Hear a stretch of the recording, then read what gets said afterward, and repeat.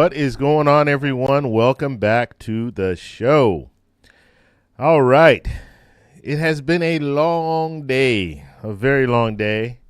I've been covering the court. Well, it's actually two court hearings, a court hearing and a trial. So if you guys don't know, I've been following this hush money trial, and I've been posting a lot, doing live streams. So a lot of you guys probably aren't watching those because I don't have very many people watching, but I do appreciate the those of you who do come by. And it's informal. I'm just talking about what's going on, answering, listening to what you guys are saying and stuff. But I just find it fascinating. Anything political I find fascinating for whatever reason. I've always been that way. I majored in political science when I was in college, and I thought I was going to go on to be I was leaning towards going to law school, but then I kind of changed my mind a little bit, and law enforcement kind of brought me in, and I went that route. But nonetheless, I've always been very interested in the political process and campaigns and all that stuff. So anyway, I'm following that. I was following that case, and then they had the Supreme Court, the absolute immunity oral arguments. So I listened to that, and I was on live doing that as well. So I've already done about 2.5 hours of live streaming today. And so at this time now I'm a little tired, but we're going to push through this. What we're going to listen to today is a podcast, which I had no idea. I'm finding so much out about Social Security, just doing research and every day posting videos, giving you guys updates about just Social Security issues. And there's a podcast. So it's called SSA Talks. And I think, let me see if I can pull this up so you guys can see what I'm talking about here. But we're going to play the latest podcast. It's only I think it's like 15 minutes, 15 or 17 minutes, something like that. It's not very long. But let me just show you my screen.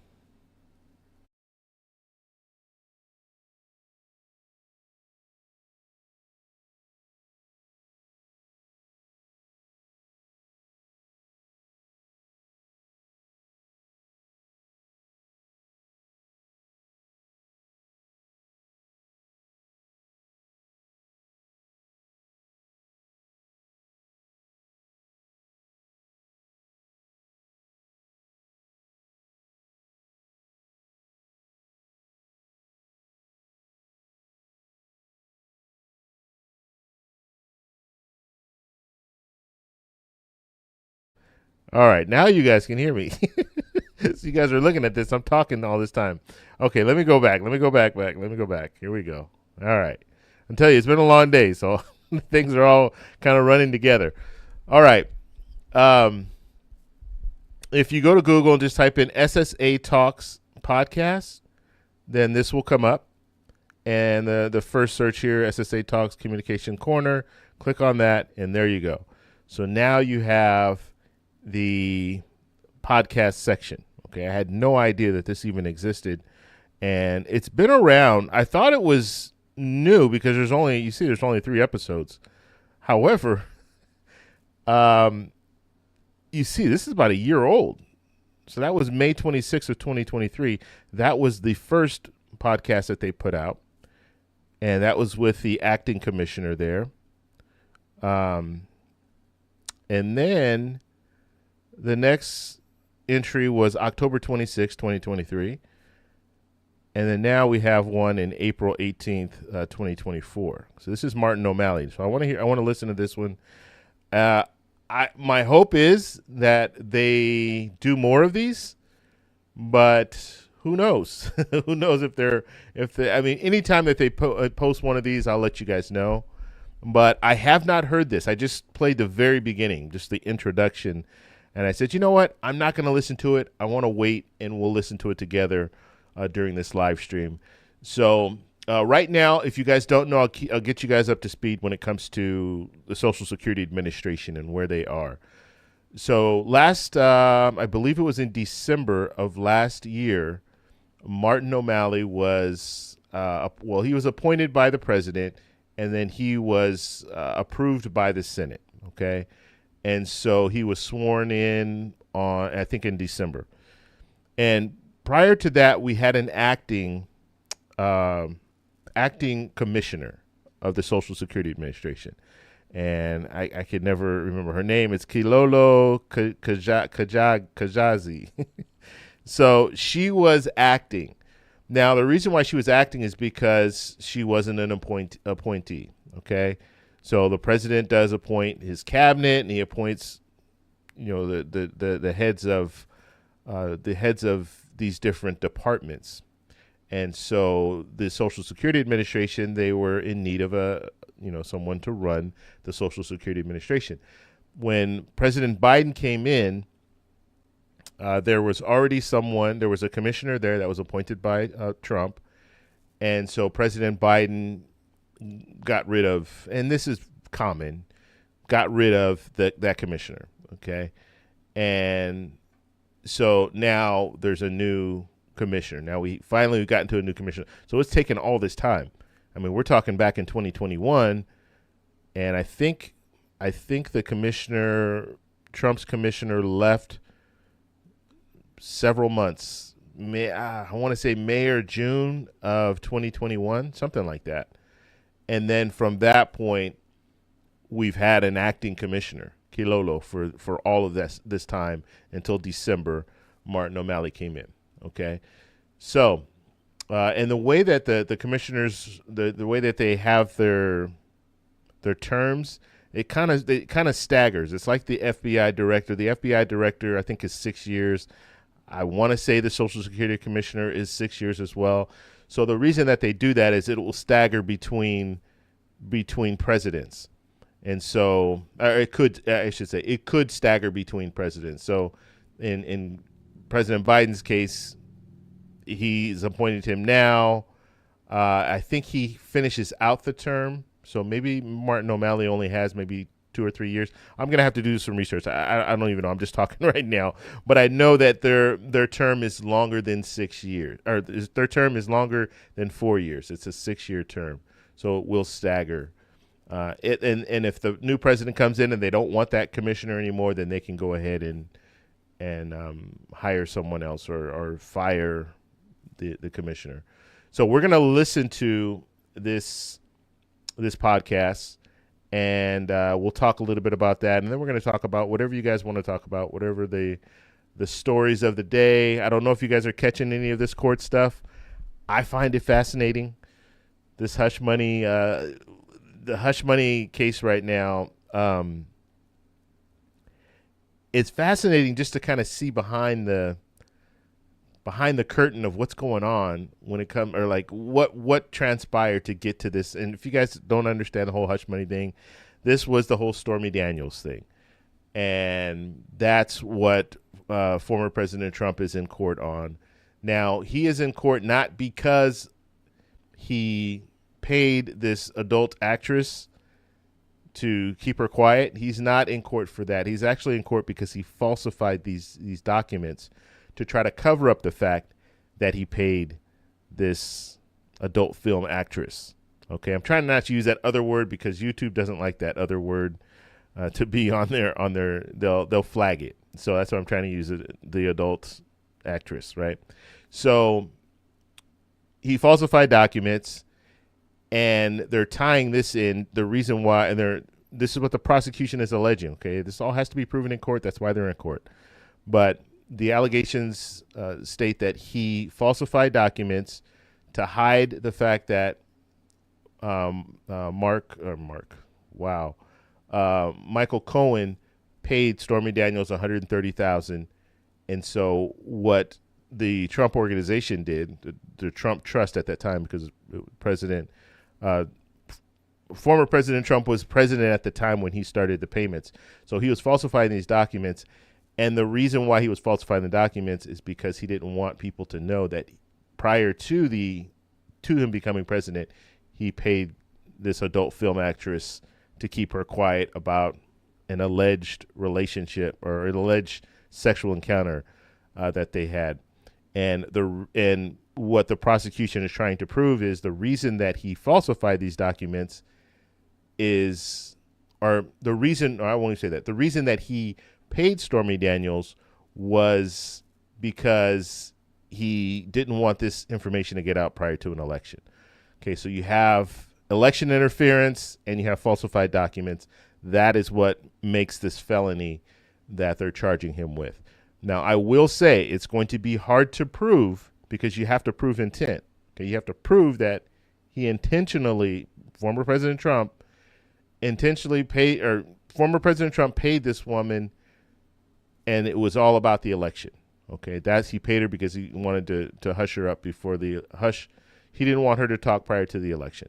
That has to be proven, and that's going to be hard because he can kind of say, well, you know what? I didn't want my wife to know. I didn't want my kids to know. I didn't want all the family to know. I was running for president, so now I'm on the public scene, and people will come out after me. So he can give all of that. Well, I won't say he can because I don't think he's going to testify, but the defense can give out all of that.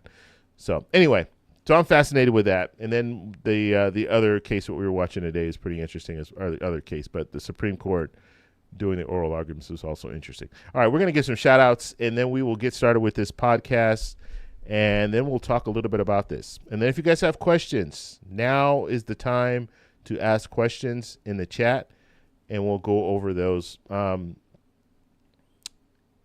one more thing before I even do this, because I realized I posted a video earlier today, and I was talking about Social Security, and in the beginning of the video, I said I was going to talk a little bit more. I posted a video a few days ago, and I was talking about Ruben Gallego. He is a representative in Arizona right now. He's the one that's running for Senate in Arizona, so he's trying to win Sinema's seat. Okay, because Sinema's not running. She actually stepped out. She's the one. If you guys don't know, she was a Democrat. She turned independent, thinking it would be better for her to run as an independent in Arizona. And then she quickly found out that it's going to be pretty hard for her to run as an independent, probably financially, because she doesn't have the backing of the party, the Democratic Party. And I mean, you have to understand this when it comes to political parties, and this is why we have two parties, and this two-party system has been going on for as long as it has. And third-party candidates, independents, it's very hard for them to get in there. And one of the main reasons is money. You have to have a lot of money to run a campaign. And that money that's coming in is coming in from the Democratic Party and the Republican Party. They bring that money in. And so if you want to run as an independent, which Sinema said, okay, I'm going to run as an independent, she needs to be able to fundraise. She needs to be able to get all that money on her own. She doesn't have a political party to help her out. I remember when I was a campaign manager out here in California, and this was about 20 years ago, one of the things that we relied on was the Democratic Party. I was the candidate that I was the candidate I was representing. She was a Democrat. We relied on the Democratic Party to bring us canvassers, to bring us money, because it's hard. It's very hard. And so I'm sure she found that out really quickly, the fact that she could not bring in the money that she, I guess, thought that she'd be able to bring in as an independent. And so she stepped out of the race. Ruben Gallego is now running for Senate, but he also introduced a bill just last week, and that bill is focused on an increase for Social Security. Now, I talked about this, but I wanted to kind of talk a little bit more about it because I want you guys to understand it's a potential increase for Social Security. There are no guarantees. Basically, what he wants to do is he wants to move away, and he's not the first one to talk about this. And I'm going to be completely honest with you. I don't know his motive, but it does look good to author a bill to provide a change and a potential increase to Social Security in an election year, especially when you're running for Senate, right? So I'm just saying, I'm not saying that's his motive, but I'm just saying it can only help his chances. So I talked a little bit about it in the video, but I didn't really get into it too much. So if you're moving from, and what he wants to do is right now they're using the CPIW, the Consumer Price Index for wage earners, for urban wage earners and clerical staff. So that is what we use right now. That's the metric we use for COLA every year. So they use that metric, July, August, and September. Those are the months that they will take, and they'll make the calculations. I do this. I've been doing it for the last couple of years. I've been letting you guys know where COLA is, and usually around late September, I have a good idea. We all kind of have a good idea of where COLA is going to go as far as what percentage it's going to be, and then I do predictions, and then I also, on that day when they announce, usually it's the second week of October, then I let you guys know on that same day, okay, this is what COLA is going to be. And so that we're using the CPIW right now. What he wants to do, what Ruben Gallego wants to do, is he wants to change it to the CPIE, the Consumer Price Index for the elderly. That is, it better represents seniors and how seniors spend money, okay? If you're using the clerical, the urban wage earners and clerical staff, if you're using that, you're talking about working. You're talking about people who are currently working. They spend money differently. When you're working, you spend money differently than when you're retired or when you're, on a fixed income. Things are a little bit different. There are certain demands that you have when you're working that you might not have when you're retired. You don't have to go to work every day when you're retired. Let's hope. Some people are still retired but working, but in most situations, you're not going to work every day. You're not commuting every day. You don't have the same expenses. But on the other hand, when you are younger and working, you don't have the same expenses as seniors that might rely more on health care and shelter and things like that. And so that's why he wants to move to the CPIE. Now, saying that, when we're talking about the CPIE, the numbers are very close, okay? And what I mean is, if we were to do calculations of the CPIW and the CPIE, those numbers are going to be close. So right now, the projection is, and this is coming from the Senior Citizens League, the projection is that COLA for 2025 will be about 2.6%. This is an early projection because we still have a couple of months before they even start calculating it. Because July, they'll start calculating. So we're not even close to when they're going to start calculating. We don't know what COLA is going to, we don't know what the CPI is going to look like at that time. But all I'm saying is the increase would be very subtle. It might be 0.1% different than the CPIW, if that makes sense. So it's not going to be a huge increase, but it will better reflect seniors, and I think that's a good thing overall, because when you're looking at, and this is what we have to start thinking about, when you're looking at overall, you're looking at from time, when you're looking at over years, then it looks good, because over years, maybe, well, I won't even say maybe we can catch up with inflation, because I don't think that alone will catch up to our current inflation. But over time, it will be beneficial if you're using if you're using a metric that better represents seniors. So I think it's a good move. I think it's the right move. I think, and this has been out. There are other lawmakers that are out with the same, that have talked about the same thing. I believe, I'll have to look at the Social Security 2100 Act, Representative Larson's plan. I believe that's in the Social Security 2100 Act as well, but it's the Social Security 2100 Act has a lot of different things in it.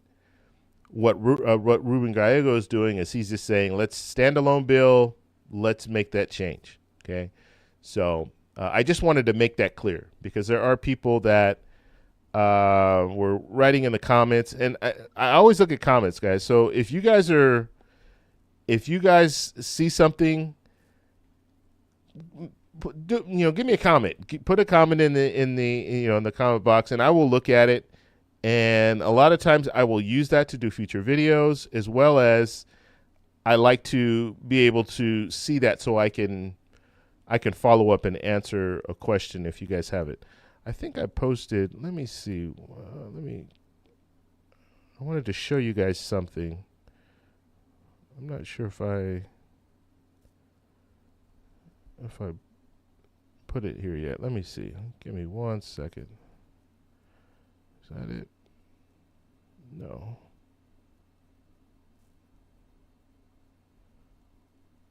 Okay, I didn't pull it up. I'll do a future video on that. But they were just talking about Social Security and COLA. COLA's actually, we've seen. Actually, you know what? I'll just do a video on it. I don't want to let it out yet until I do the video. I can give you guys a proper update on that. Okay. Let's see. Let's get some shout outs and then we're going to listen to this podcast. Brandon, what's going on? Thank you for watching. Coming from Ohio. Patty, thank you for being a member and watching. And you're coming in from Oklahoma. Lacey coming in from Washington State. We got somebody from Louisiana. Francis Lowry. Cheryl, when does the show start? It started already. I hope you're still here. All right, Dorothy. Hey, family. What's going on, Dorothy? And we have Minister Deborah. What's going on, Minister Deborah, from Missouri? And Lane from Florida. Trisha from Ohio. Chuck from Maine. I don't have very many people coming in from Maine. Maine. That's interesting. There's not too many people I see there where I look at it and say, oh, there's Maine. David. Thank you for stopping by, David from Virginia. Cracker Barrel. Every time I think of Virginia, I think of Cracker Barrel. I don't know why, but when I was out there, I went to Cracker Barrel for the first time. This is years ago. This is back in 2009. And that place is great. I think there's actually one in California now, but it's nowhere. It's like out far away. So I've never gone out there, but yeah, you know what? There's a Cracker Barrel in Las Vegas too, but I haven't been to that one. All right, let's see. Okay.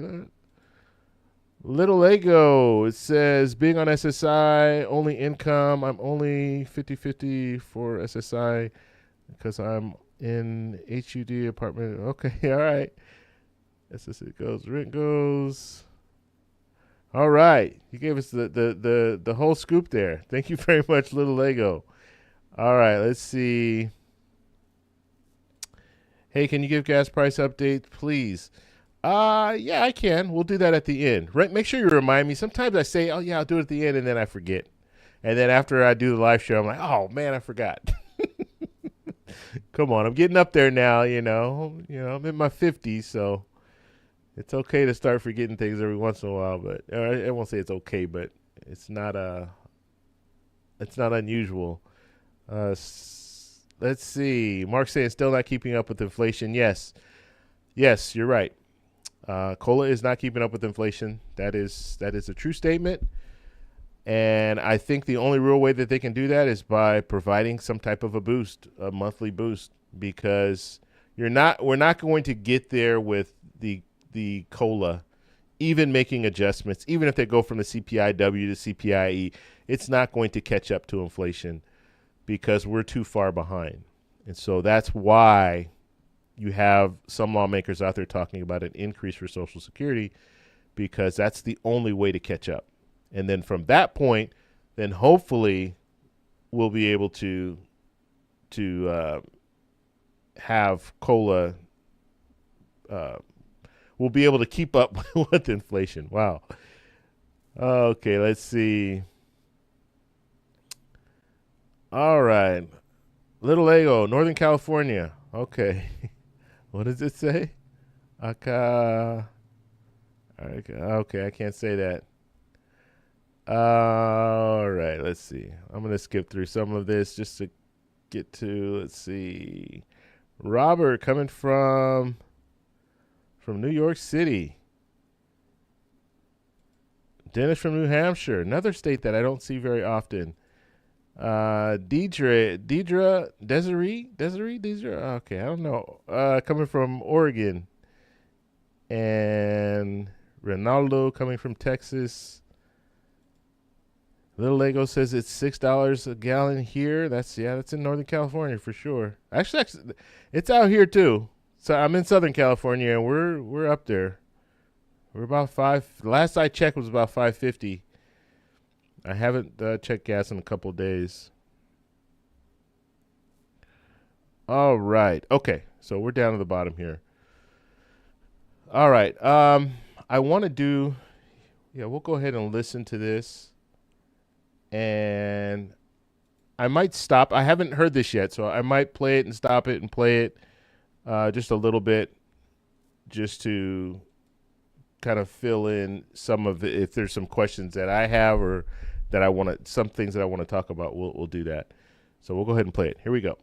Welcome to SSA Talks. Our agency's new commissioner, Martin J. O'Malley, was sworn in on December 20th, 2023. Since then, he's been very busy meeting with top officials and regional employees about the direction of Social Security going forward. In this episode, Commissioner O'Malley discusses his top priorities with host Jeffrey Buckner, our acting deputy commissioner for communications. Welcome, everybody, to our most recent episode of SSA Talks. I'm joined today by Commissioner Martin O'Malley. Commissioner, welcome. Jeff, thank you. Good to be with you. It's a pleasure to have you here. This is your first episode of SSA Talks, and you have been traveling out and about. And I know that Social Security is near and dear to you, and I wanted to give you an opportunity to talk to America about what it means for you to be Commissioner of Social Security. Well, Jeff, thank you. I think, I know this podcast is called SSA Talks. For me, it's about SSA Listens, and that's what I have to do as Commissioner, is to listen and to learn and to care enough to do something about both the things that our customers tell me and also, very importantly, which is why I barnstormed all of the regions of the country, even in the winter, in my first 30 days, because I need to hear from employees on the front lines. So this is an ongoing process of listening, learning, and doing. And that's what I'm engaged in, and I'm enjoying it every single day. I mean, to be able to work with the men and women of this agency on work that is so important to the lives of so many people across our country. As a Catholic, I told somebody, for me, it's like corporal works of mercy at a grand scale of the nation that people have already earned and already paid for. So I'm excited about the year ahead, and wide awake and eyes wide open about the challenges we face. And Commissioner, you are a servant leader. I've heard you use this term here throughout the agency. I pay attention. And do you mind taking a few moments if you could share your experience as mayor of Baltimore, governor of Maryland, and how that has prepared you for this position as commissioner and leading an enormous workforce? And as you said, our mission is to serve America. How has that helped prepare you for this? I suppose we all become the products of the people that we have known and that we've loved. And I'm certainly the product of the people who I've known and loved in the city of Baltimore through all of their triumphs and joys and through their pains and their losses. And I have had I've probably attended more AME and Baptist services during my years as mayor than I did at Catholic services, although I go every Sunday. And this concept of servant leader, to be among and with, not to lord over, not to be on top of some ivory tower barking orders from the top of a triangle or pyramid of command and control, to be among and with. Taylor Branch, who had written the book called Parting the Waters back, I don't know, it's probably 20 years ago now, all about Dr. King and civil rights. He said to me when I happened to come across him when I was running for mayor, he said, don't ever separate yourself from the challenges and the sufferings of the people that you're serving, because your most important work is not, the work of, your genius or your operational tricks. It's really to be among and to be with. Transformations, if you will, of the heart, not to be trite or too metaphysical about it, but you really can't expect to lead people to a better place if you're not among and with the people you're leading and feeling their pain, feeling, in the case of SSA, their disappointment, their exhaustion, their overwork, their underappreciation, their sense that people in headquarters don't listen, and when they send us new systems, they make our lives and our jobs harder to do for the people that we serve. So to be a servant leader is to acknowledge that, to own it, and to do what you can to address it and to fix it every day. Thank you, Commissioner. So tying back to why we're here, serving America, the challenges that they face, and you talked about the challenges that our own employees face. Would you share with us your top priorities for our listeners? Yeah, sure. I think it's pretty, and you hear this, whether you're listening to our customers or you're listening to our workers on the front lines talking to our customers. We're in a customer service crisis right now. It is not normal, it's not acceptable, and it's not right that people who've worked their whole lives to earn benefits should have to wait for 44 minutes, for an hour or more, in order to have their question answered. It's not right that 10,000 people a year die waiting for their disability determinations to be made. And it's not right that we should have situations where we, through no fault of the recipient, find ourselves in the situation of overpayments in recovering dollars that actually put people out of their homes and inflict enormous hardship on, as you know, seniors. Half of our seniors who are out there live entirely on Social Security. So anyway, the bottom line is, look, our top customer service priorities for the year are to reduce the call times on the 800 number, to reduce the time to the determination of disabilities, both the initials and the appeals, and finally, to address the injustice we do to people because of overpayments and underpayments that were not their fault. Those are our top priorities, and how we do that will be 100 or 1,000 different ways if we continue to call the huddles, run plays, measure yardage, and make those situations better. Not once a year, but every day, every 2 weeks. And Commissioner, let's talk about the 2 weeks. So the priorities that you just laid out for everybody, these aren't talking points alone. These aren't just bullets on a page. These are actionable issues that the agency needs to address. And you've implemented a process with this 2-week cadence that you just referred to, and it's called Security Stat. Would you tell us a bit about that? At the risk of going too much ship in the bottle, it had what I learned as mayor and what I learned as governor, and what I was able to do with dedicated people around me in both of those situations, was to break us out of the notion that government is something we do annually at the budget process. We set a goal to make things better by next year's budget, and everything's inputs, usually of money. And rarely do we look at what is going to be the output for the people we serve every 2 weeks. The good news about our agency is, we collect a lot of data. We have a lot of measures of, work years, workflows, FO1, FO2 processing times. We measure a lot of stuff. In the past, though, we have usually measured it, understandably, from the ground up in distinct silos of the operation, but rarely do we get them to the center of the organization where the various deputy commissioners, head of the office of legal counsel, head of policy, head of operations, head of IT, can look at that latest emerging reality of how we're doing what we're doing and start to ask the questions that take us to what's the root cause of that problem.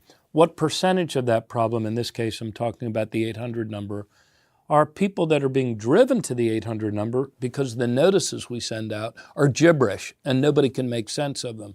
So those are the things we unpack on a 2-week cadence in Security Stat. It's arranged in a somewhat, in a more collaborative fashion than sort of the long Addams Family conference tables that are the norm in this agency. Instead, we're all facing one another. We all know we're going to be there at the most in 2 weeks. And when you consider the fact that we have a regular rotating focus of 8 different topics every 2 weeks, oftentimes we see each other there in 4 different iterations every single week in terms of people like myself or Dustin Brown, Carolyn Colvin, our head of IT, head of budget. So Security Stat is nothing less than the latest evolution of how this agency uses the latest data and technology to better serve customers. But we're doing it at a time when, through no fault of the men and women of this agency, Congress has restricted our funding to a point where we have the fewest number of employees that we've had in 20 or 30 years, while also having a rising number of beneficiaries. So, but as in most things in life, it's not about just convincing Congress to give us more funding or just improving our own operations and effectiveness. It's a both-and situation. We have to do both. And so that's what Security Stat is about. Some of the problems we uncover, some of the solution sets we bring forward, and usually it's not just one component, it's usually 3 components that have to do 3 different things in order to remove any one barrier. Some of those are just base singles, but you know what, Jeff? If you put enough people on base, you start scoring home runs, you start driving in runs. And so that's what we're doing. A lot of bunt singles, a lot of things that we might look at as, well, that's just an incremental change. But across the scale of this agency, that can result in a lot of, a lot of saved hours, a lot of efficiencies. That can also reduce the demoralization that our overworked employees are experiencing when they see that, somebody finally listened. They're not making me do this sort of rote idiot work 39 times on an SI application to say, no, I don't have money. No, I don't have a checking account. No, I don't have a savings account. Instead, it's a no to all button. You might think that's not a big deal. It's just a no to all button. But if you're somebody that has to do that mindless work every day and it takes you from the more human work of serving a person, it's a little thing. But to know that headquarters is, again, listening and acting in a 2-week cadence, it's important. And I think there's a lot of promise in this Security Stat process, because this agency, unlike the last 2 big organizations I led, the City of Baltimore or the State of Maryland, this agency already has an 88-year proud history of collecting a lot of data. Now we need to act on it in a more timely way. And we can, and we will, and we are. This is fantastic. And these ideas, these improvements that you're talking about, Commissioner, these are coming from employees. All the best ideas, Jeff, in my experience, always come from the people that are already doing the work. The problem is, in most organizations, we so overschedule leaders in the center of these big organizations to give speeches, to go do this, go do that, sit in headquarters and receive 10 more 1-hour briefings, that we create a disconnection between the people that have the authority to do something about the challenges out in the field with customers and the workers that are seeing the inefficiencies, that are seeing how we can do better. So we're on a constant mission here to learn, to gather from people, our employees who are serving customers, the things we can do right away to improve customer service and outcomes for people, to reduce overpayments, to reduce the call time, the wait time on the 800 number, to speed accurate determinations of disability. This is great. And these all add up. You used the term base hits, Commissioner. So not all of these necessarily are going to have the biggest impact in one swing, right? Using that home run analogy. But these matter, these add up. Some of these are going to be immediately realized by our customers who depend on us.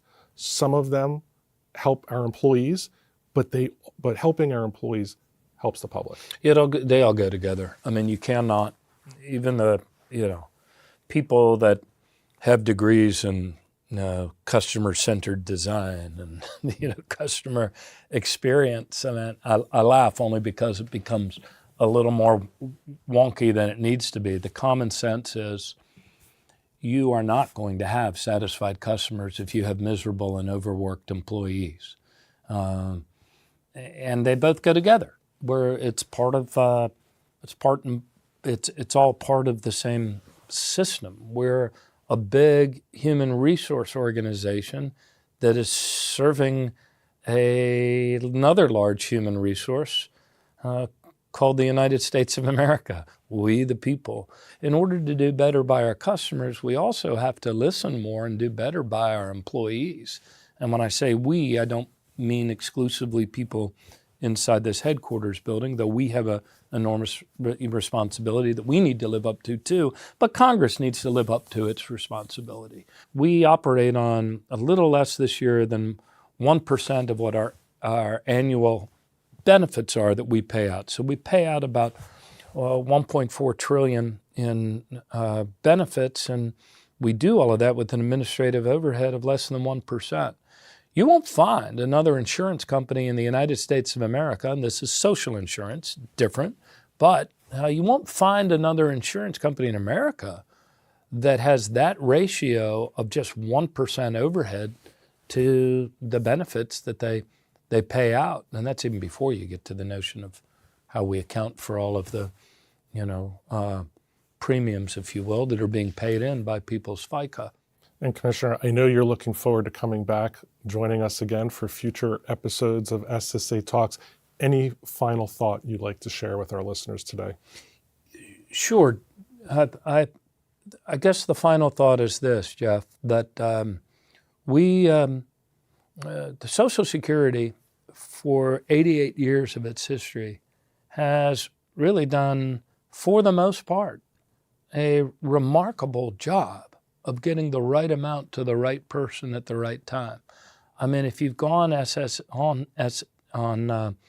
SSA.gov, set up your own account, it is amazing that this organization has kept track of all of those little percentages that have come out of our paychecks since we were little kids in order to calculate what our benefit will be when we reach retirement, or God forbid, should we become so disabled that we cannot work. So that's a proud history. It's an important mission. It is the most important work, I think, that we do in the continental United States. And I'm just honored to be able to be a part of that and to be able to better serve the men and women who are on the front line serving our customers. These are going to be really important months, these months ahead. Some of the things we do will be incremental. Some of them will be bold. Ultimately, the sum total of those things, I believe, will be transformational. And I hope our employees hang in there, because night is darkest just before the dawn.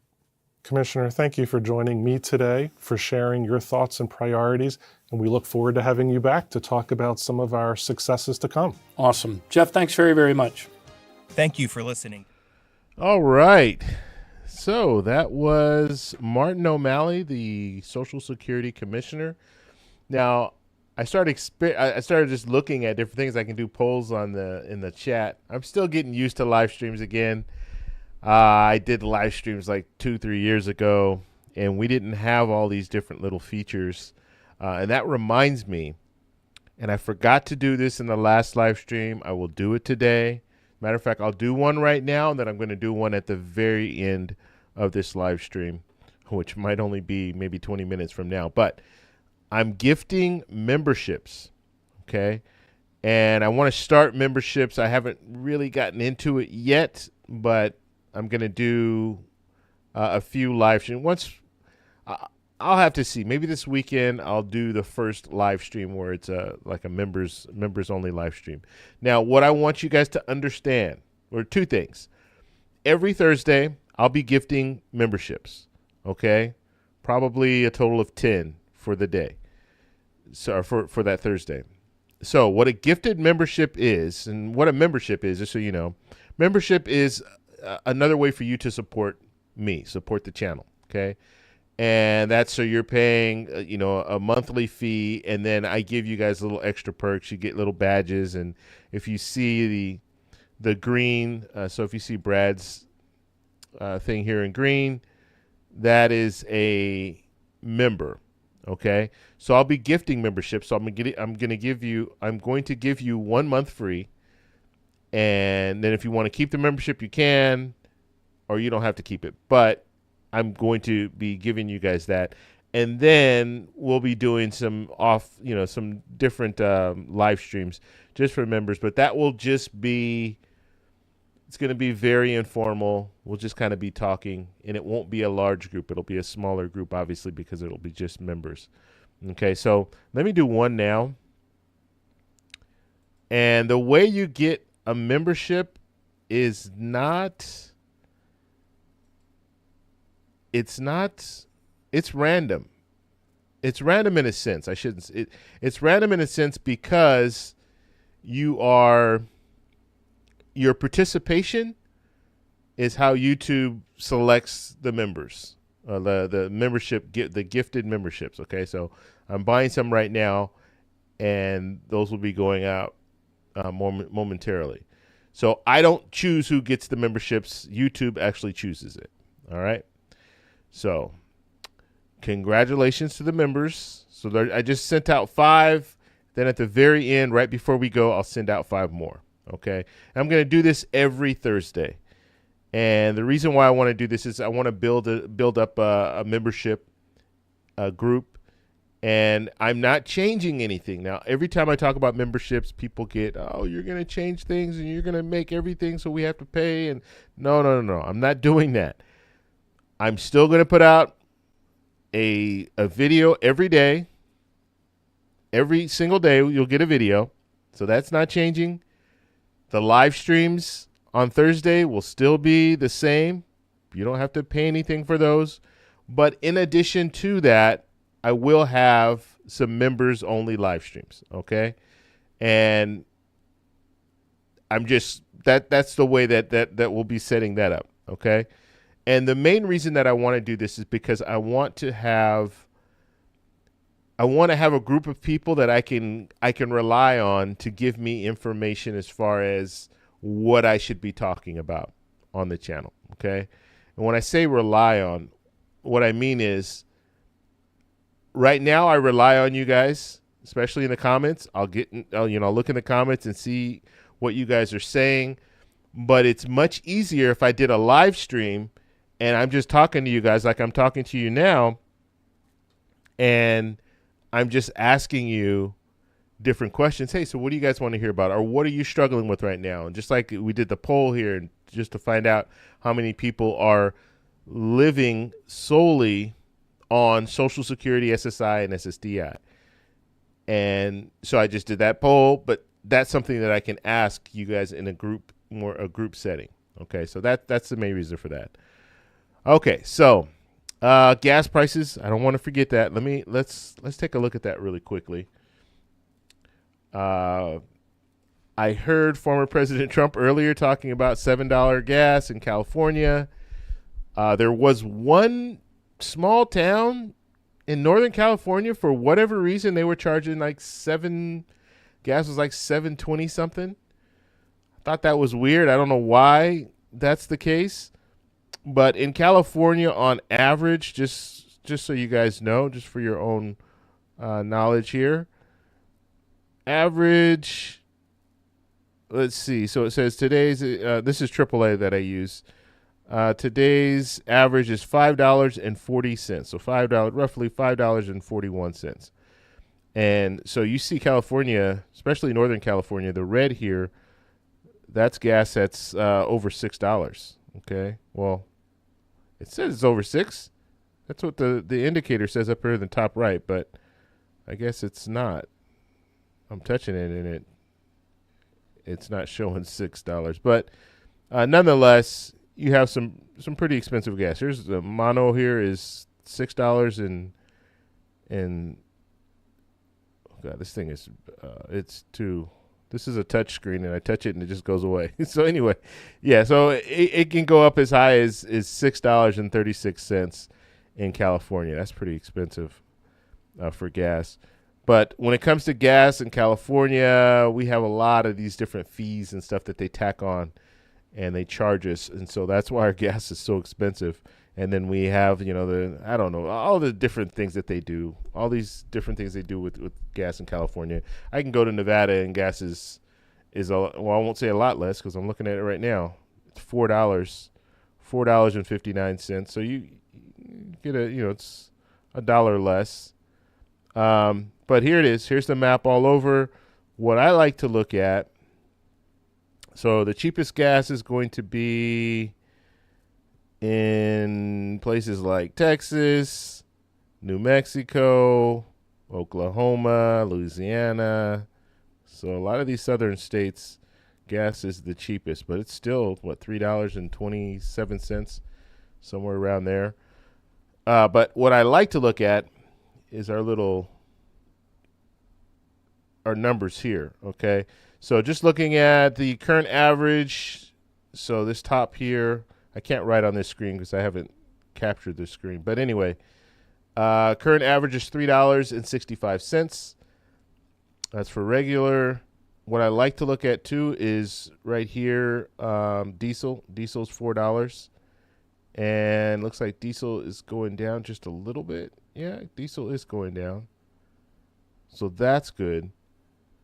The major reason I like to look at diesel is because that's how we get our products. That's how we get our groceries, our food, and all of that is coming through transportation, these diesel trucks. So when those gas prices go up, we really need to pay attention because that means that's an indicator that food prices will probably be going up as well. Okay, so current average is what? $3.65. Yesterday it was $3.66. A week ago, $3.67. And then a month ago, it was $3.53. So you see it's gone up within this month here. And then a year ago, it was $3.65. So it's almost the same as it was a year ago as far as the current gas price on average compared to last year. So, yeah, just wanted to go over that with you guys because someone asked me to do that. And I want to take a look at what you guys are talking about in the chat. And then we'll do 5 more gifted memberships. And if you guys have anything else that you guys want me to discuss, you guys can put it in the chat right now and we'll talk a little bit about it. Okay.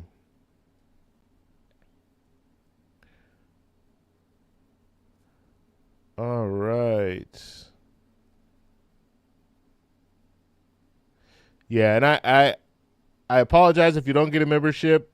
It's totally random. I can't select them. Let's see.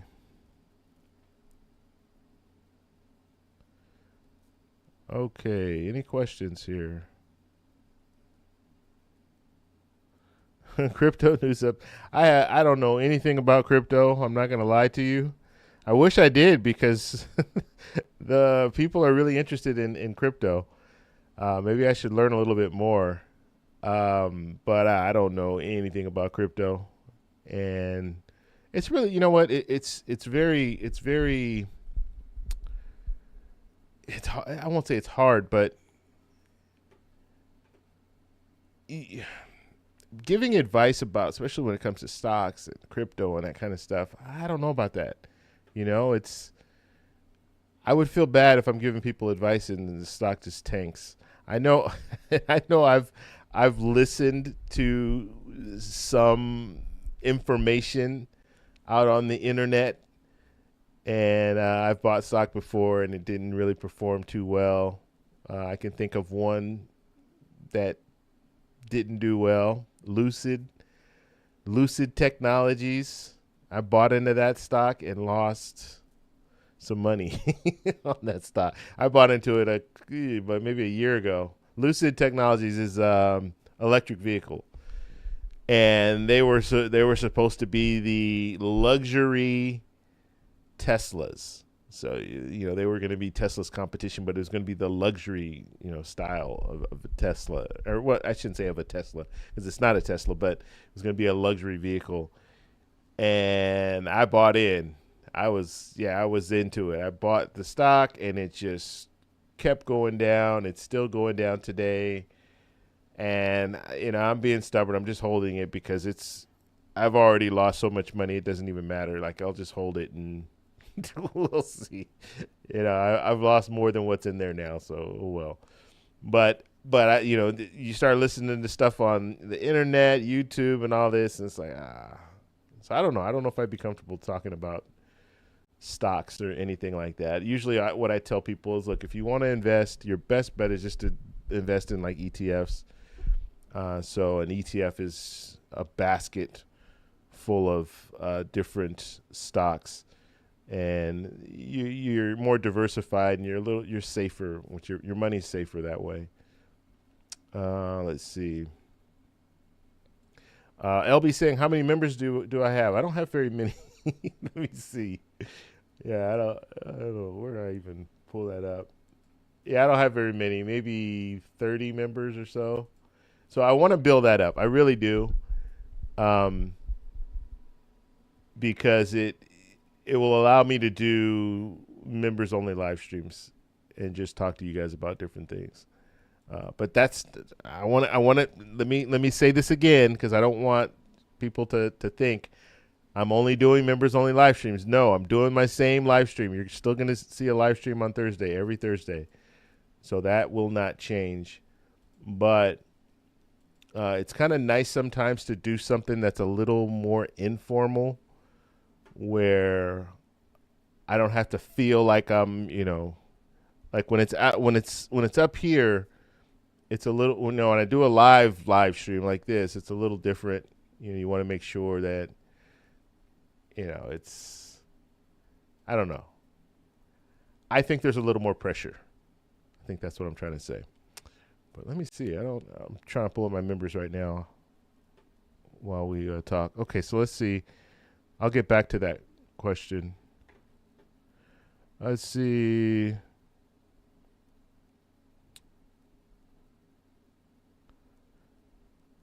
Humboldt County. Yeah. Let's see. Gas in 2020 here was $1, $1.79. Gas today here is $3.69. In 2020, huh? That wasn't too long ago. Yeah, gas prices have gone up, that's for sure. It was just $6 yesterday. I haven't confirmed it. Yeah, that's Northern California.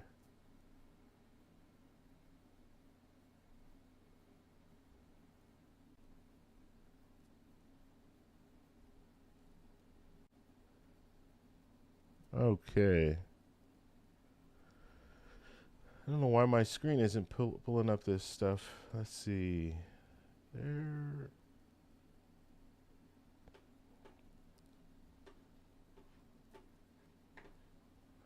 Okay. What's going on, Rod? He is saying, what about the Social Security Fairness Act that eliminates WP? The Fairness Act. Which one was that one? I don't know who's authoring that bill. There are currently 308 sponsors in the House. So I don't know I can't remember who's sponsoring that bill. I'd have to look into it. But 308 sponsors in the House, I don't know about that. I mean, that would make it a bipartisan bill if that's the case. But I'll have to look at that.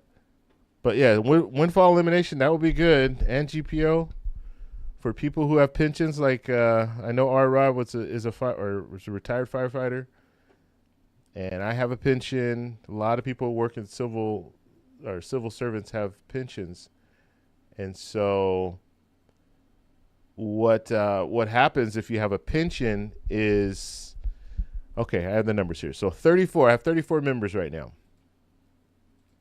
And if you want to support the channel and you don't get a membership gifted to you, you can always support the channel by becoming a member. I would appreciate that. Okay, so yeah, when it comes to the windfall elimination provision in GPO, so people who earn pensions, and I'll talk about my situation. I worked for 21 years as a probation or in the probation department, 16 years as a probation officer. All of that time I was paying into a pension, and I was paying into a pension, so I wasn't paying into Social Security. Okay. And so what a lot of people do, and teachers, this is really common with teachers, but what a lot of people do is they, in my situation, I worked, I was able to receive my pension, so I went ahead and retired from law enforcement at 50. But I'm still young. I can still work, and so I'm still going to work. And I have a job. I started a business, and so by doing that, now I'm paying into the payroll contribution, and I pay double because I work for myself, so I have to pay the employee half, 6.2%, plus I have to pay the employee half, 6.2%. So that 12.4% I'm paying every month, okay, every paycheck. And also on top of that, Medicare. So there's we pay, I think it's 1.45% or something like that goes towards Medicare. So I have to pay that double because it's the same setup. But anyway, when I get to the point where I can start collecting Social Security, I'm not going to be able to collect the amount. I'm only going to be able to collect a reduced amount. Okay. And they do the calculations, and the fact that I'm receiving a pension, they calculate that in. And so I won't be able to get the amount where the best example is, let's say someone works for 10 years. They earn their points working the 10 years, and they qualify for Social Security, but they don't have any other income coming in. They didn't work anywhere else or anything like that. They would receive a higher amount than what I would receive because I have a pension on top of the 10 years. So what they're trying to do, what they want to do is eliminate the windfall or eliminate the provision that they have in place right now, so I can receive the same amount that someone just working 10 years and not working anything else would be able to receive. Now, the argument against it, of course I'm for it because right now I'm paying into it, so of course I'm going to want to receive the full amount that I can receive. But the argument against it is, well, this is really in place for people who really need the money the most. And if you're receiving a pension, do you really need the full amount of Social Security? Well, I paid into it, so I should be able to get it, right? So there's their argument. The argument that the reason why they put it in place is because of that. You might have someone receiving a pension and they're really well off, doing really well. But what is showing to Social Security Administration is only 10 years of work. And so they would be getting a higher percentage. So anyway, let's see. let's see. I don't understand this question. It says, David, what do you see of the president result in this coming year? I'm from San Antonio. Michael, thank you for the question, but I don't know if I exactly understand what you're asking. What do I see of the president result in the presidential results in the coming year? I don't know. I don't know if I understand that question.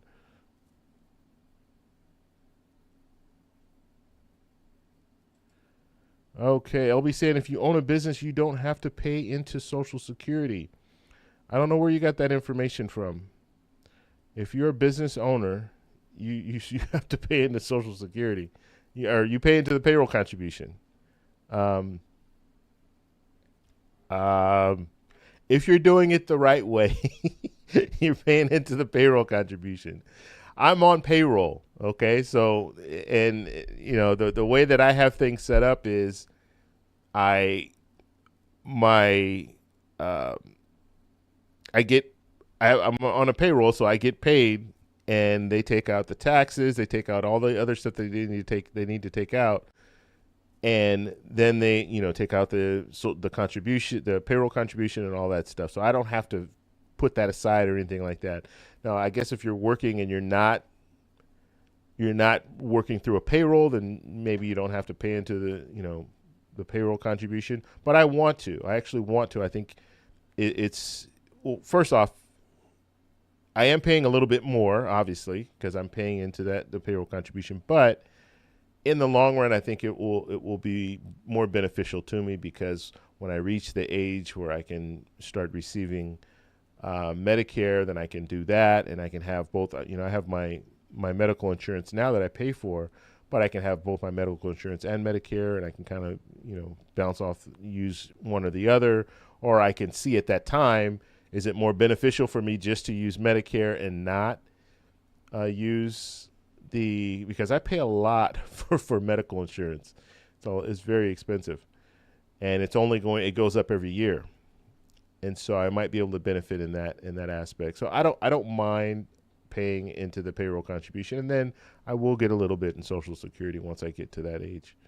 So it's not for me. I want to do it, and it's the easiest way to do it when you work through payroll, when you have a business, because my taxes are so much easier. Everything is already kind of set in place, and so it just makes things a lot easier.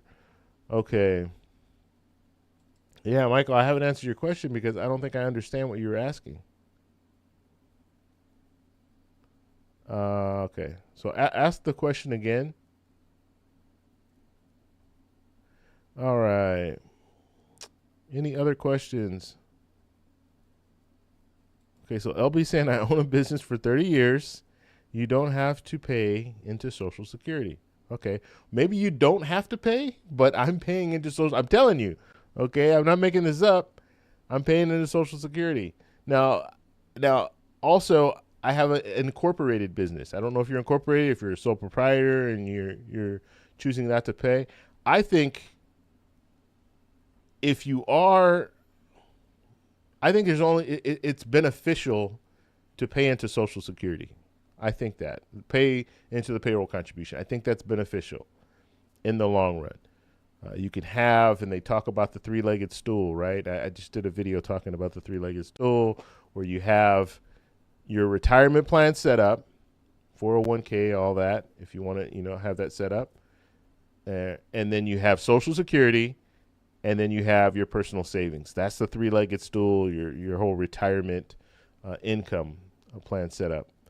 So, yeah, I don't know what kind of business you have, but I'm telling you what I do, and it's not, and I am paying into the contribution.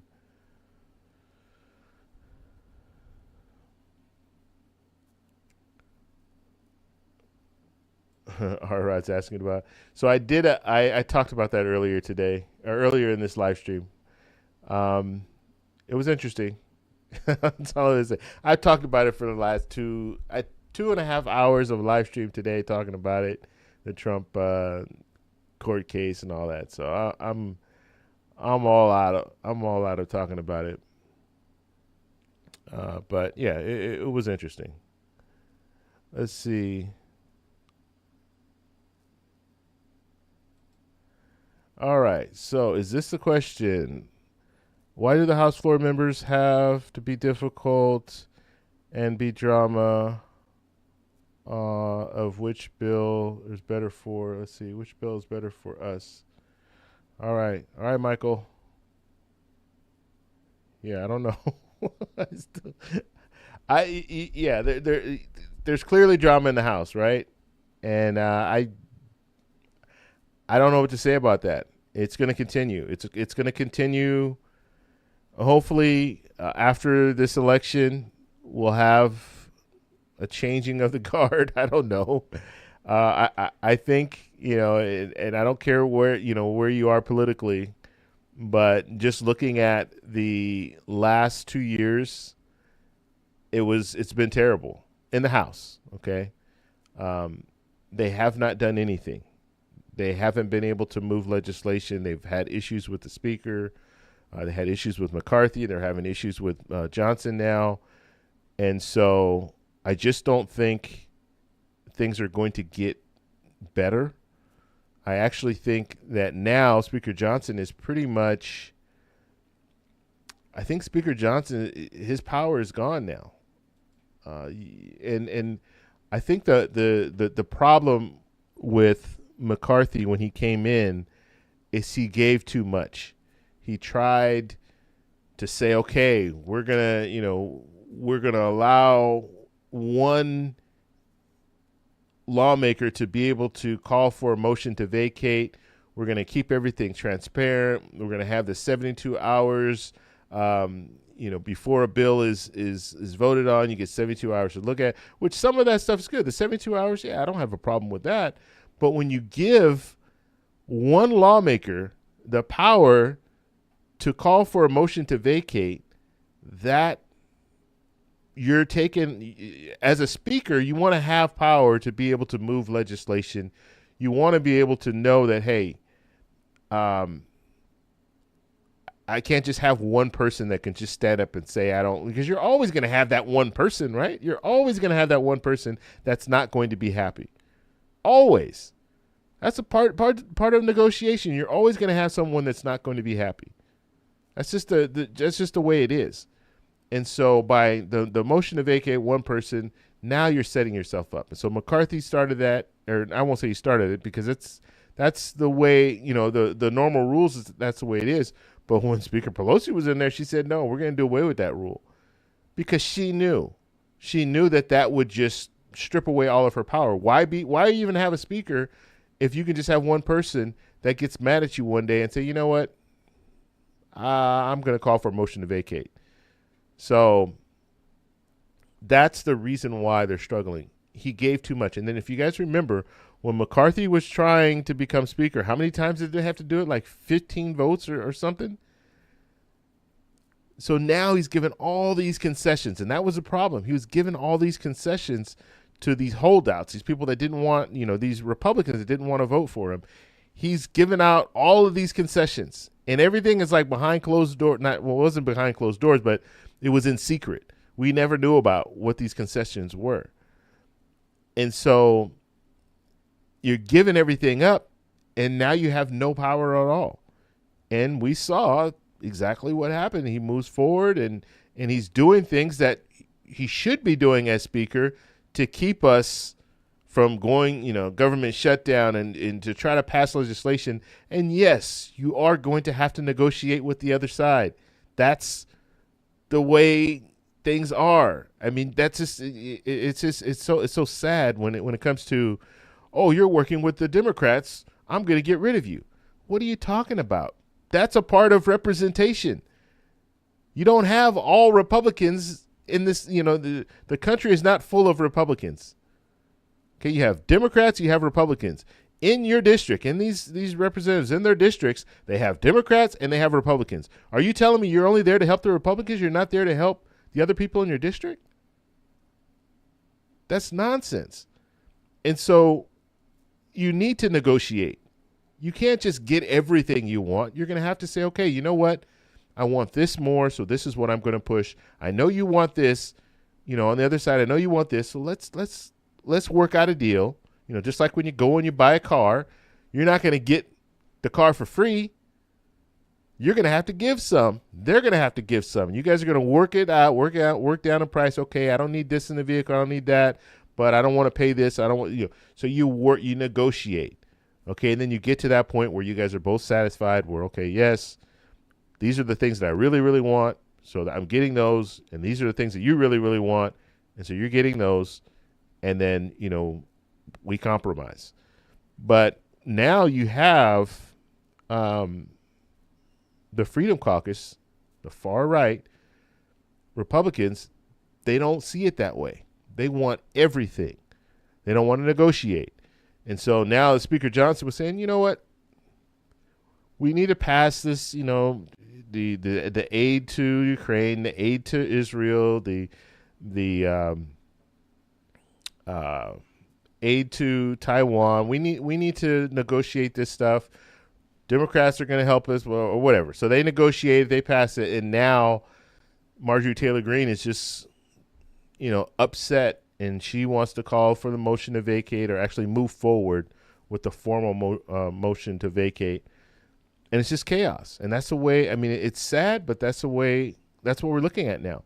And so now Speaker Johnson really doesn't have any power, because any moment they're going to call that motion to vacate, and they've already been asking, the Freedom Caucus has already been asking Speaker Johnson to resign, and it could be a situation where they call the motion to vacate, and then Democrats, believe it or not, Democrats can come on board and say, you know what, we're going to help Speaker Johnson so he will remain Speaker.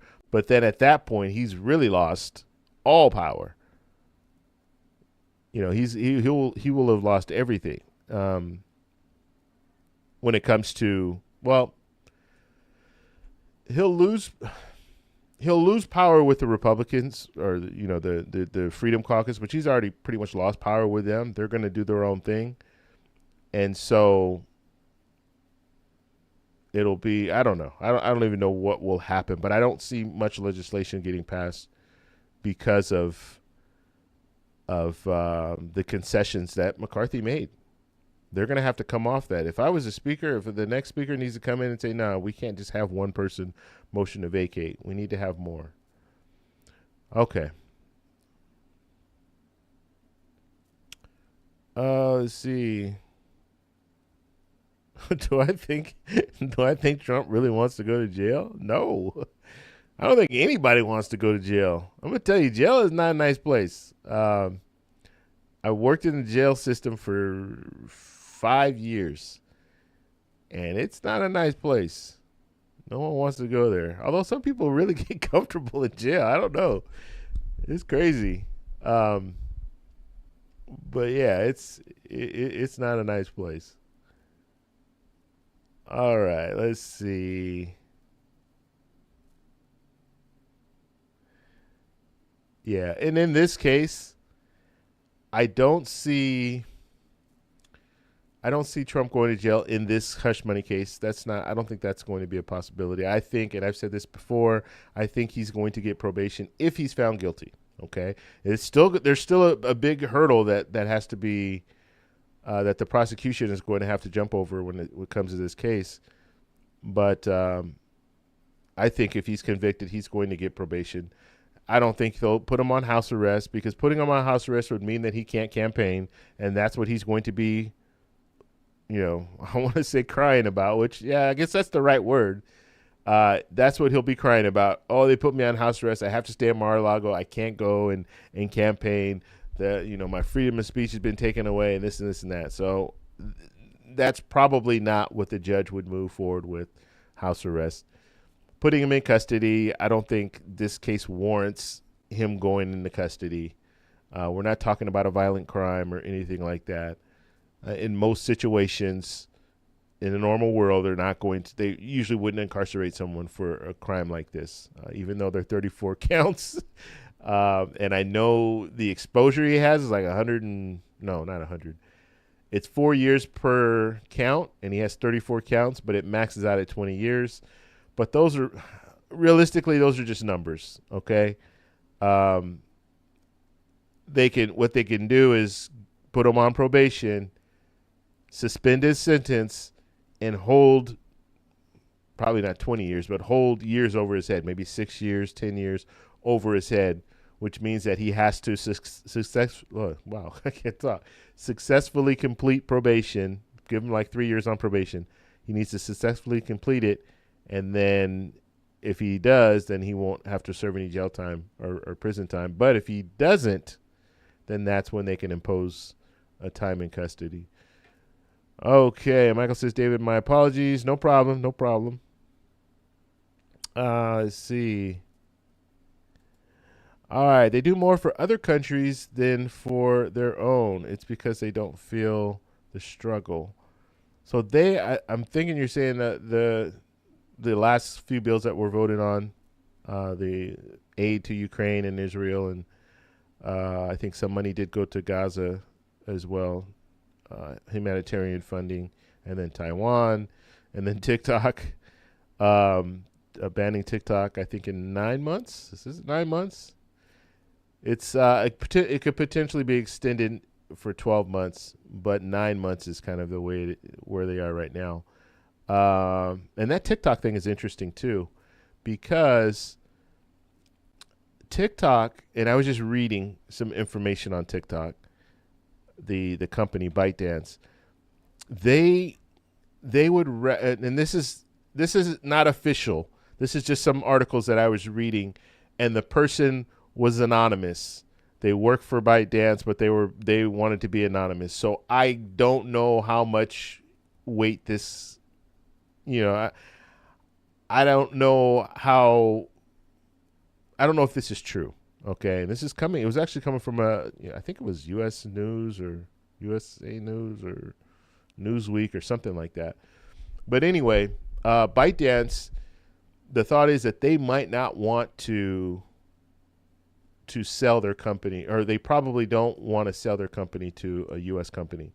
And the main reason for this, and basically this is what TikTok, that the rulings or the law would state, or the law states, they have to divest their company. They have to sell their company to a U.S. company in 9 months, and then they can extend it out to 12 months. So it could be a total of 12 months. Up to 12 months is what they'll have. If they don't sell to a U.S. company, then we'll block the app, the TikTok app in the U.S. So people won't be able to use TikTok anymore in the U.S. Now, of course, the U.S. is a huge market, and there are a lot of people that use TikTok now. But ByteDance doesn't want to give up the algorithm. Okay, so if they were to sell this company, and these are like I said, this is some anonymous person that works for ByteDance that's saying this, but they don't want to give up the technology, the algorithm. And so that's why they don't want to sell the company to the U.S., because if they sell a company to a U.S. company, then guess what? They have that algorithm. And obviously, if you've seen the rise of TikTok and how popular it is, especially among younger people, it's working. That algorithm is very good. And if you guys don't know algorithm, all social media, they have algorithms. YouTube has an algorithm. The way that you found me today was probably through an algorithm, because when you sign on to YouTube recommends videos to watch, recommends live streams that you might want to watch, all of that stuff. And that's all an algorithm. And so TikTok has a very good algorithm, and they've been able to explode when it comes to users and people watching TikTok. And so they don't want to give that up, and they'll give it up if, let's say, and let's just give an example, let's say Google, who owns YouTube, Google says, we're going to buy TikTok. And they buy TikTok, and now they have that algorithm. And so now they can use that algorithm on YouTube. They can use the algorithm on, on anything that they want to put out there. And so that's the thing. They don't want to give that up. And so they would rather give up the audience this U.S. audience, which is probably, I would have to imagine it's their largest audience. It might not be, but I would imagine it's got to be one of the top two or three. I mean, if you think about maybe India, but U.S. is probably, it's up there. It's got to be up there. So they'd rather give that up and be able to keep the algorithm than to sell to a U.S. company. So it'll be interesting. It'll be interesting to see what they do. But as far as money going to other countries, this is the way that I feel about it. There's a lot that we don't know. And when I say we, I mean everyday people. There's obviously a reason why we are sending money to these countries. Okay? And it's benefiting us in some way or fashion. That's all I'm going to say when it comes to that. That's the way that I feel about it. So we don't know a lot of how it's benefiting us. But one thing, like I know when it comes to Ukraine, one of the things they talked about is, and the president mentioned this, and it's been talked about before, we have a lot of equipment, military equipment, that's just sitting in a stockpile that we're not using. And it's old. It's kind of like when you buy, and I was in my garage. I'm starting to organize my garage a little bit better, and I built these shelves, and I'm starting to put things on the shelves. And I'm looking at some of the stuff, and I'm thinking, man, I bought this 3 years ago or like 2 years ago, and I forgot that I bought it. And like now it's old and it's sitting there. It's still in the box. And it's like, man, I never even used that thing. And so you know how we are in the U.S. when it comes to buying military equipment. We buy a lot of military equipment. And so we have stockpiles of military equipment. And some of that equipment, I won't say some, a lot of that equipment is old. Okay? It's old in the sense that technology-wise it's old. But it's still good. But it's kind of like, we don't want to use that anymore. It's old. There's new technology now. We want to get the newest, the best, newest stuff. So this actually gives us an opportunity, and this is the way it works. It gives us an opportunity to go shopping and get the newest equipment. Because now what we can do is we can offload the older equipment, send it to Ukraine, and now we have extra money to buy new equipment. The latest and the greatest. And so a lot of that is going on.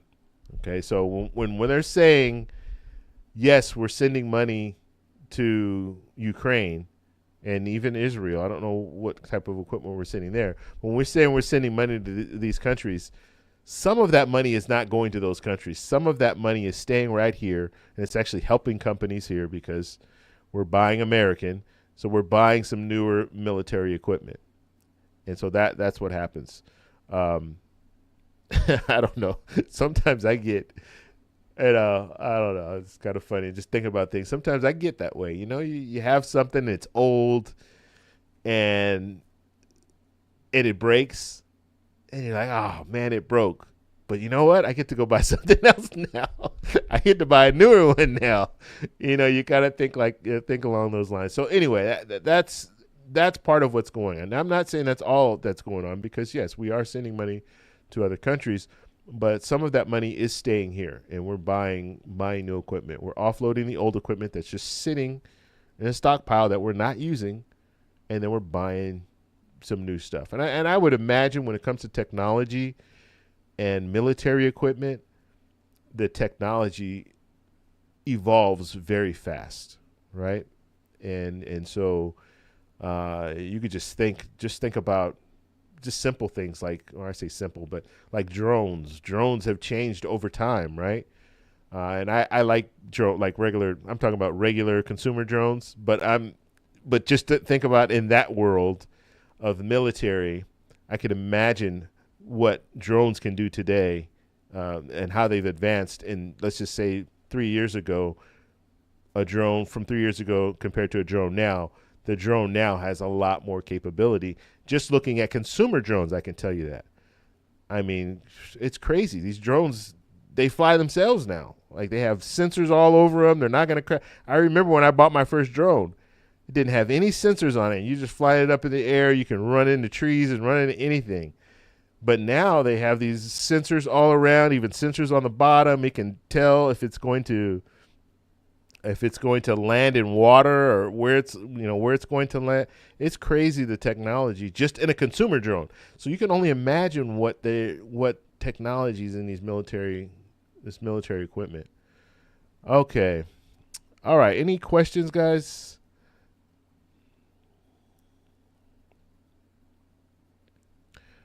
All right.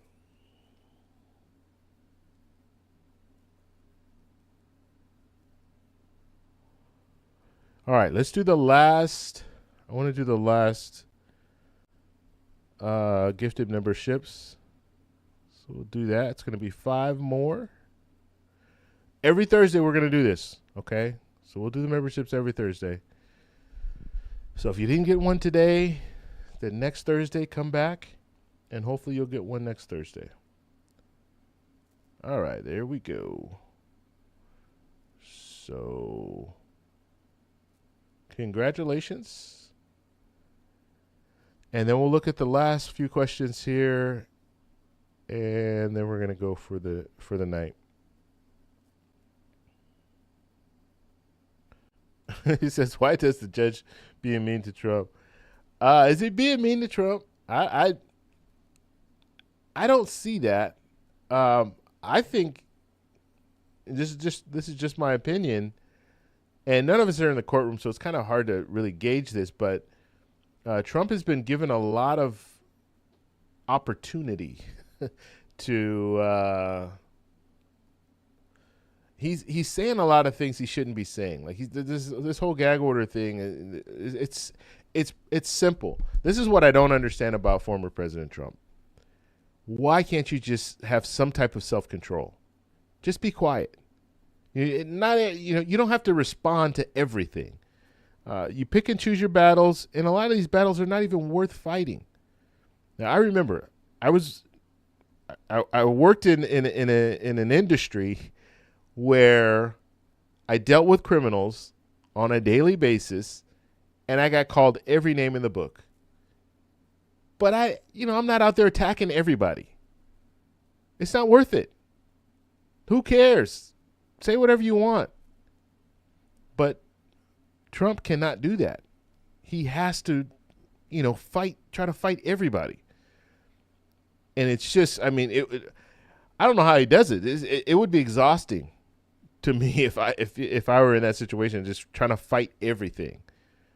You have Judge Merchan. He's not fighting Trump when Trump calls, says this and says that. He's not fighting him. He's just saying, okay, you know what? All right, gag order. Now you can't talk. And then former President Trump can't hold with the gag order. He can't just not talk. He's got to talk about the witnesses. He's got to talk about the jurors. So I think the judge has given him a lot of leeway. And the judge will be coming down with this ruling on this whole gag order because he's violated it. I think he violated it 10 times, and then I think he violated it 4 more times.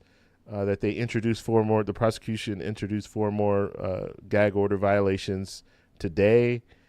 So it just continues. But yeah, you have to have, as an adult, you have to have self-control. You really do. Like kids, understandable. You're still learning. You don't really have that control. But when you start getting older, you got to have self-control.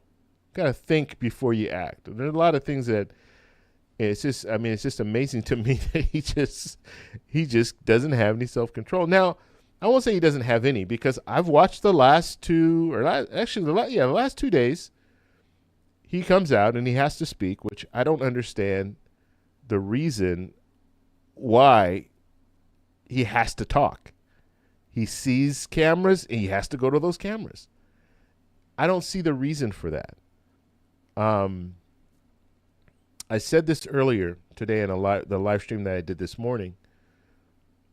If you want to talk about campaign stuff, talk about your opponent and things like that, it doesn't look good if you're talking about your opponent and you're standing in a courtroom or standing in a court building and everyone knows you're there because you're facing 34 counts, 34 felonies.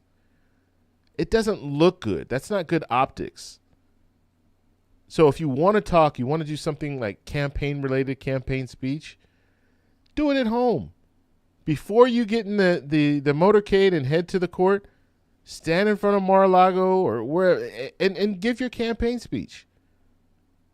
But when you do it in front of a courthouse, and I don't know who his campaigning managers are, I don't know who's advising him, but they need to do better because it doesn't look good. It doesn't look good for him to be there in court because it reminds people, oh yeah, he's in court, he's facing these felony charges. Oh yeah, with adult film actress and this and this and that, and so it's a distraction from what he is trying to put out there when it comes to the campaign, and when it comes to his opponent and all that stuff.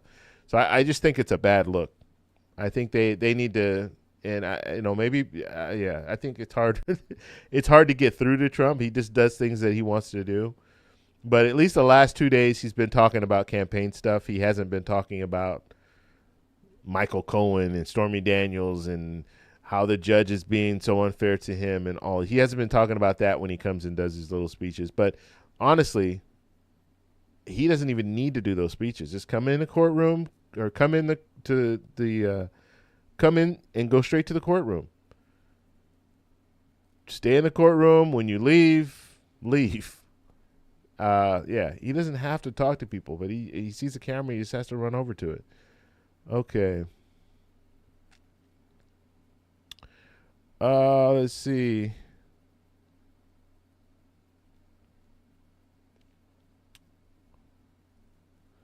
Michael's saying, I agree with Larson's bill, the 2100 Act. That would help us more than Trump's bill. Trump doesn't have a bill. And Biden doesn't have a bill either. They both haven't really put forward a bill, a proposal. Biden has, the furthest Biden has gone when it comes to Social Security, like reform, he has said that people making over $400,000 need to pay into the payroll contribution. That's as far as he's gone. Now, Representative Larson has mentioned this, that President Biden likes his bill or maybe is in support of his bill. I haven't heard those words come from President Biden. But he's at least, President Biden is at least saying, okay, when it comes to the payroll contribution, we need to allow, or we need to make people who are making over $400,000 pay into the payroll contribution. He's at least gone that far. Former President Trump doesn't have a plan when it comes to Social Security reform. He hasn't said anything. The furthest that he's gone is he said that we have a lot of oil and we can drill oil. That's all he said. No plan, because you got to have if you're saying that, give us a proposal. Okay, this is what we're going to do. Oil drillers that are drilling in the U.S. are going to have to pay a percentage to Social Security. That's a proposal. He hasn't said that. Okay? And so just saying that we have a lot of oil, we have a lot of money here is not a plan. That's just stating that we have oil that we can drill, but you're not putting together a plan. And the reason that I say that is because when you look at it, when you look at a situation like that, drilling oil, the people, the companies that are drilling oil, they might not want. They might not see a benefit of drilling oil if they're going to have to take a percentage and send it over to Social Security. And they might say, well, we're just not going to do that. And so now you don't have anyone drilling oil, because drilling oil is not cheap for those companies. They have to have the equipment. They have to have the staff. They have to be able to drill down deep into these wells. And it costs money. It costs a lot of money. They have to buy the land and excavate the land or whatever it's called. So there's a lot that goes into it, and there's no guarantee. There's no guarantee that oil is down there. So they're taking a lot of risks. They're spending a lot of money, and they might not want to have to pay 10% to Social Security or 20% to Social Security. And then what do we do when the oil is when the oil is all drilled? There's only a certain amount of oil that we have. And so if we're drilling for oil, when the oil is gone, then what happens with Social Security at that point? So there's no real proposal there. It's just and former President Trump does this a lot. He will say, let's do something, but there's no plan to do it. He doesn't come across with he doesn't come out with a plan. The same thing with building the wall. There was no plan there. It was a good slogan. Build the wall, Mexico's paying for it. That was it.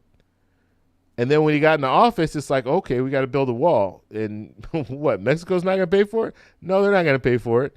Now you have to go through Congress to get the money to pay for it. And he struggled to get the money from Congress. They refused to provide that money. And so now he's taking money from the emergency funds that the executive branch has and depleting that. Well, what's the problem with that?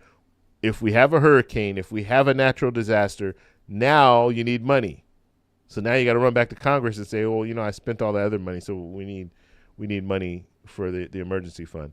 So when it comes down to it, when it comes to former President Trump, he doesn't come out with anything concrete when it comes to a plan. He'll have the sound bites, and then we'll end up in a situation where building the wall never happened.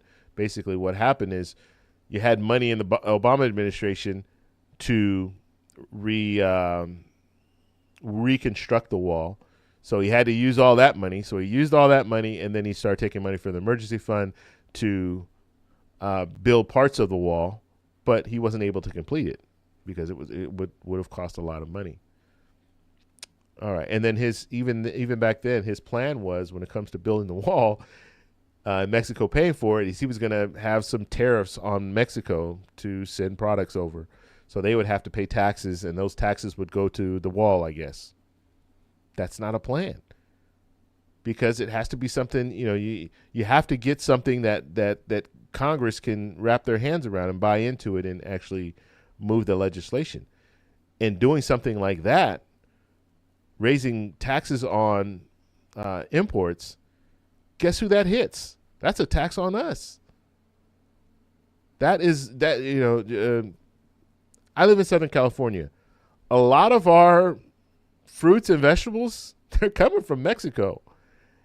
And so could you imagine if you're paying, I don't know, an avocado, it's like $2.99.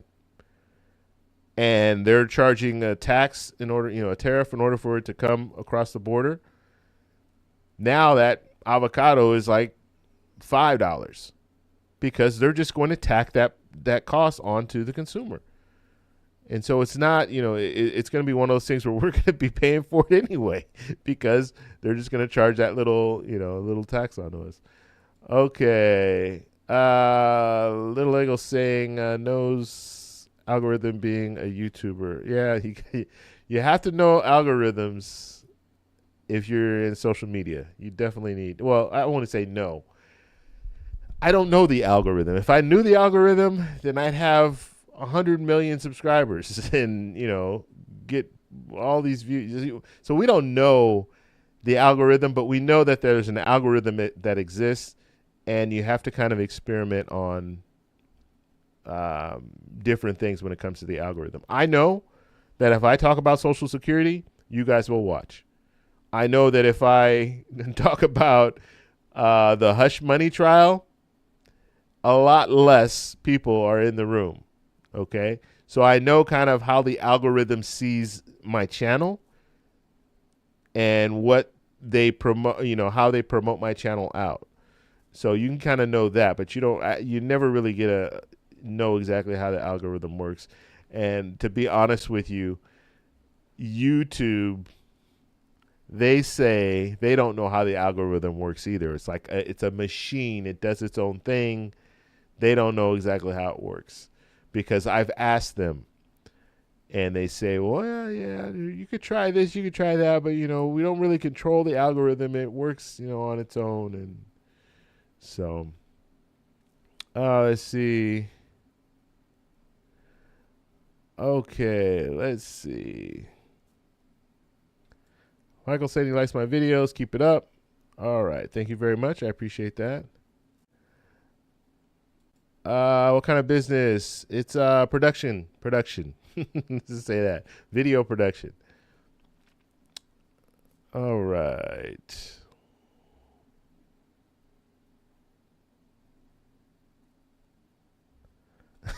Literally, my drone sits in my storage unit. Yes, I have a few drones that are sitting around. I got one sitting over my shoulder right now. But you can imagine all the military equipment that we buy and just sits there, and it never gets used. And it's funny. I used to, and it's still there. On my way home from Vegas, I went to UNLV, so I would drive home frequently. And there used to be this yard of all these Humvees, military vehicles. And I'm talking a lot. As far as you can see, there's all these Humvees. And it's right off the freeway. So when I'm driving, I could see all these vehicles. And they were always there. Very rarely do I see. I mean, of course they're there. And if they needed them, they could go to them and, use them and stuff. And they were new. Or I should say newer. They didn't look like they were old, but you know how the Humvees, the military vehicles, are all, they're not shiny vehicles. They're like the military camouflage and all that stuff. But it was just it's a bunch of them, right? And so I just thinking like, wow, they probably buy all these vehicles and they just sit there. Because if we're not in a conflict, if we're not over in another country in war or anything like that, they're just going to sit there, and they'll sit there until they get old. And then it's like, okay, well, we're just going to have to do something with them. And so we sell them to other countries.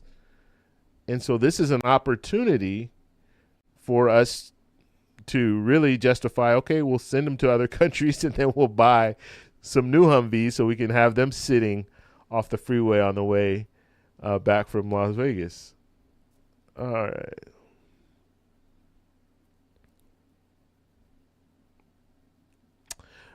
So Brandon's saying, if you could, would you have a congressman or senator as a guest? I would love to on the show. Yes, I would love to. I have not reached out to any. I don't know. I haven't. But yeah, that would be great. Have somebody like Representative Larson, if you're watching, come join us. Tell us about the Social Security 2100 Act. I will reach out with letters about Social Security. I am going to do that. So that's something that will be. I sent letters out last year. When was that? September, October time, I think it was. I'll send out some more letters now that we have the Republican nominee plus the Democratic nominee. So we have Trump and Biden. I'll send out letters to both of them. Again, I'll send a letter to Biden. Biden did respond, but he didn't answer my question as far as the Social Security increase. So I will be asking for that in this letter. And we'll see who replies. I'll send some out to some of the Congress people. My congressperson. It's kind of hard. You can't really send it to other Congress people because they'll just say you're not in their district and they won't reply. But I'll send it at least to my congressperson. And I'll do the same thing. Maybe, you know what? Next live stream, next Thursday, I'll set everything up. So I'm going to have the letters. I'll send them out. Maybe I'll even send it out live. And I'll have a template just like I did last time. So you guys can also send the letters out. And if you want to use the same verbiage that I use, you can use that same verbiage and send it to your Congress people and see if they reply. And then we'll you guys can send me emails. That's what I did before. If you guys receive a response, send it to me via email, and then I can read it on the show. And then if I receive a response, then I'll read them on the show as well. Okay.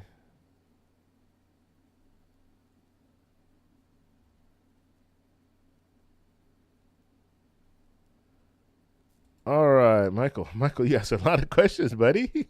That's good, though. That's what you're here for. What is the gag? So basically, what is the gag order? You never heard of one before. Um, well, the judges can, they can basically, the judge is trying to protect the jury and the witnesses because the witnesses can be intimidated. The jury can be intimidated by someone like former President Trump. You have to admit, former President Trump has a huge following. And we know, we've seen in the past that if former President Trump is targeting people, those people get threats. The threats increase. And so the judge is saying, okay, look, I don't want any intimidation in my court. I don't want you to intimidate the witnesses to where they might feel like they either can't say certain things or and the gag order is both positive and negative. You can't say positive or negative things about the witnesses or the jury. And what I mean by that is former President Trump, for example, was giving some praise to David Pecker. David Pecker was the CEO of AMI. AMI is the company that runs the National Enquirer, and the National Enquirer was involved in this whole scheme where they were, what do they call it, catch and kill, or they were basically paying hush money out to people so they would be quiet. And so former President Trump was giving praise to David Pecker. Well, why is praise, why is that bad? Well, praise can be bad because you're intimidating a witness by giving him compliments. Maybe you're giving him the message like, look, I still like you. You're still my friend. Don't go this far. Don't keep going, be nicer to me, that kind of thing. So it's all, that's the reason for the gag order. He's trying to protect the witnesses in the jury, because you have to understand, jurors are there.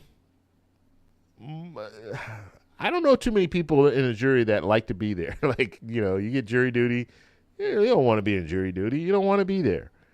So on top of not wanting to be there, you could be in a situation where now you're getting death threats and things like that because you're sitting on a jury. Witnesses, the same thing. They don't want to be on a witness stand. I can tell you from experience, testifying is really, really stressful. And you don't want to be on a witness stand. And so, how bad is it to be on a witness stand and then have the defendant attacking you offline and having, attacking you outside of the court and having people threatening you and all this kind of, it's just crazy. Okay. So, and so Brett, and then in this situation, it doesn't fall under free speech. The judge can run the courtroom the way that they want to run the courtroom. And if they say a gag order, and they don't normally use a gag order, but you have to understand who they're talking about. I mean, this is former President Trump, man. He talks about everybody and anybody, and nothing's off limits. So in this situation, it's I think it's warranted. You want to be able to protect those people.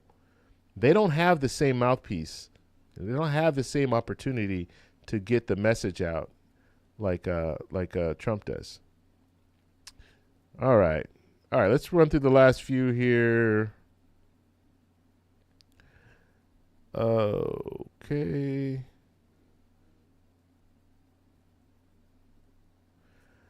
The memberships. You know what? I think it's $199 it's $199 and $5.99 or something like that for the memberships. That's only to support the channel. Okay, that's all. You don't have to do that, and it's something that I've actually had for a while. I don't really promote it, and I haven't promoted it in the past, but I'm going to start promoting it a little bit more. Let's see. Okay. Any other last questions here? Now, I will remind you guys, if you want to check me out tomorrow, I will be doing a live stream in the morning. I'm not sure exactly what time yet. I will have to kind of see what's going on in the news, but it's going to be about the hush money trial. So we'll be covering that. And then this weekend I'm going to try to see if I can go online and do a live stream this weekend. We'll see. We'll see. But every Thursday, you guys can come back Thursday, 5:15 Pacific Standard Time. I will be here doing a live stream. And then next week, I'll probably do a few live streams about the court case. And usually when I do those, it's going to be earlier in the morning. Usually it's around 10 a.m. Pacific Standard Time. That's usually when I'll go live. I kind of like, well, it depends. I've been going a little bit earlier. So maybe I will do a little bit earlier tomorrow too, because I actually like to start it when former President Trump comes out. So it's usually around my time. It's like 6:20. 6:20 I'll go live. He comes out and goes into court around 6:20, right before 6:30. Right before 6:30 California time, Pacific Standard Time. So it's 9:30 on the East Coast. So that's usually when I'll go. All right, guys. So I will take off. Thank you guys for all watching, or thank everyone for watching. I really appreciate it. And congratulations to the new members. Remember, next week we'll be doing memberships again. So we'll have 10 more members. So I will talk to you guys in the next one. Bye.